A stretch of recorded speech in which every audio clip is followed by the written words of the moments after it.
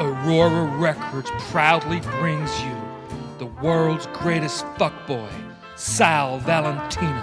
Last night was great, but I just wanna be friends. At the same time, I don't want to be your friend. The greatest hits of Sal Valentino, brought to you by Aurora Records. You up, you up, you up. It's been 3 weeks since we have spoke, so do you want to fuck? International Fuckboy, the greatest hits of Sal Valentino, brought to you by Aurora Records. Oh, I hate condoms in the evening. I hate condoms in the day. I hate condoms when the sun is high. And I hate condoms in the rain. Oh, they're back. That's the way it's gotta be.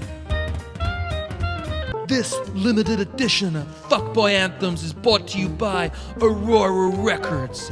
Sal Valentino, International Fuckboy from Aurora Records. Oh, Gail, I broke up with her by email. Tori, I got her friend to break up for me. And Becker, well, I never text her back, so I sent a fax to her mom.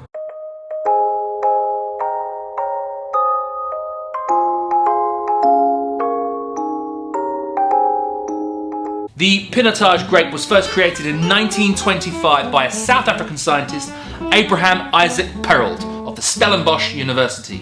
Bosch. Perold created a hybrid of Pinot Noir and Cinsault, which is locally known as Hermitage. So you get Pinotage. Clever, eh? See what you did there? Am I saying fucking Cinsault right? The name Cinsault. Cinsault. Note that the L and the T at the end of Cinsault are silent, so do not pronounce them. Cinsault. Cinsault. It's safe to say that no Romans were involved with this. It was the Romans, the sexy Romans. Despite its reputation for easy cultivation, the Pinotage grape has not escaped its huge criticism. In fact, it's kind of like a love it or hate it thing. A common complaint is its smell. In the mid-70s, there was a story of 3 British wine masters who went over to Stellenbosch to try this new grape that they'd heard of and tried a whole variety of what the region had to offer of Pinotage. And they just couldn't get past the smell. Like they called it hot and horrible, and famously smelled of rusty nails. And a lot of that bad press has kind of come from that era. But like, you can't shit on an entire region, especially when there's a fucking Brit involved. Pinotage is also grown in other regions, New Zealand, America, Brazil, Zimbabwe, Canada. However, like 90% of it's produced in South Africa. So let's think about that for a second. In the far north of Africa, Morocco, you can grow very good Shiraz. But yet in the southernest point of Africa, you can also grow Pinotage, but there's nothing really in between. So the question is, where can you actually grow wine? Many parts of the world are simply too cold or too hot to grow grapes successfully. A vine requires the right amount of water, nutrients, sunlight, and warmth to flourish. Optimal conditions are generally found between 30 and 50 degrees latitude on either side of the equator. The closer you get to the equator, the warmer it becomes, and cooling influences such as sea breezes or mountain air may be needed to prevent the vineyard from getting too hot. As I have already mentioned, Pinotage is very much a Marmite wine. For those of you who are not in England, that's a kind of you love it or you hate it.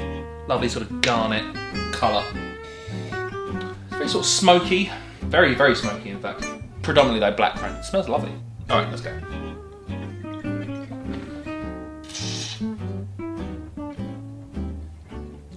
Heaps of black fruits. Quite good tannins and acid. Tobacco-y, smoky. Oh, it's really nice. I have no idea why people shit on Pinotage. It's crazy. Bearing in mind that I actually work within the wine industry and I spend most of my days visiting bottle shops and off licenses, it is fucking hard in Australia to find a good bottle of Pinotage. It's really hard. I've no idea why.